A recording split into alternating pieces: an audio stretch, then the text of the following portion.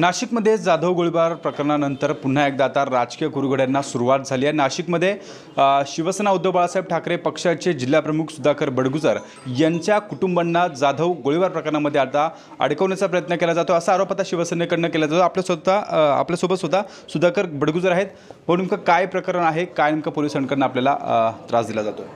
अंकुश शेवाळे तो आरोपी आहे त्या ठिकाणी आणि त्याला प्रचंड मारहाण झाली आणि सुधाकर बडगुजर किंवा दीपक बडगुजरचं नाव घ्यावं म्हणून त्याच्यावर प्रचंड दबाव त्या ठिकाणी पोलिसांनी टाकलेला आहे।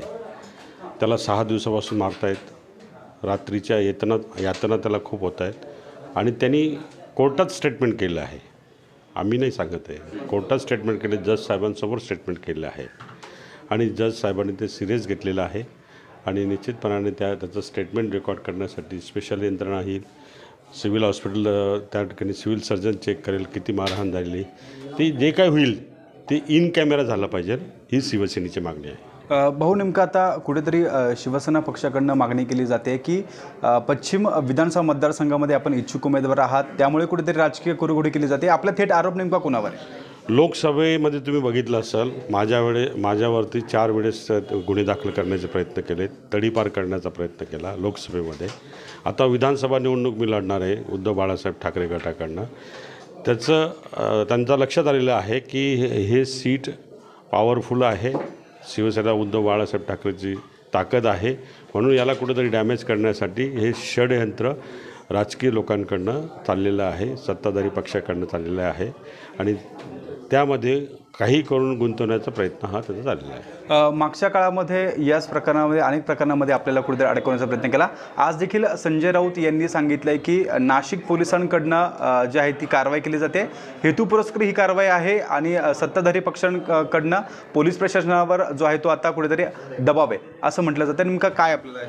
पोलीस प्रशासनावरती निश्चित प्रचंड मोठा दबाव आहे। ते जे कृत्य करत आहेत ते एकतर्फी करत आहेत, विरोधी पक्षाला ते जुमानत नाही, विरोधी पक्षाची तक्रार अदखलपात्र करत आहेत आणि सत्ताधारी पक्षाने जे सांगितलं तसं काम ते करत आहेत आणि म्हणून न्यायदेवता अजून जिवंत आहे। माझा विश्वास आहे न्यायदेवतेवरती आणि मला न्याय मिळेल, माझ्या मुलाला न्याय मिळेल। या प्रकरणामध्ये गोवण्याचं षडयंत्र जे आहे याचा जाहीर धिक्कार करतो। शेवटचा प्रश्न, मागच्या काळामध्ये आपण स्थानिक आमदार असेल किंवा जिल्ह्याचे पालकमंत्री दादा भुसेंवर आपण आरोप केले होते, काय नेमका यावेळेला देखील आपण सत्ताधारी म्हणजे नेमका कोणावर आपला थेट आरोप असतो? नाही, वैयक्तिक असं कोणावर आरोप नाही, सत्ताधारी पक्ष जे आहेत त्यांनी हे केलेलं षडयंत्र आहे, एवढंच मी सांगू शकतो।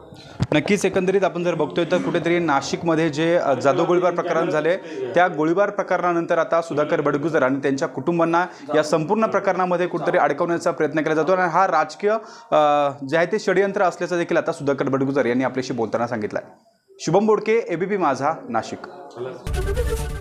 एबीपी माझा, उघडा डोळे बघा नीट।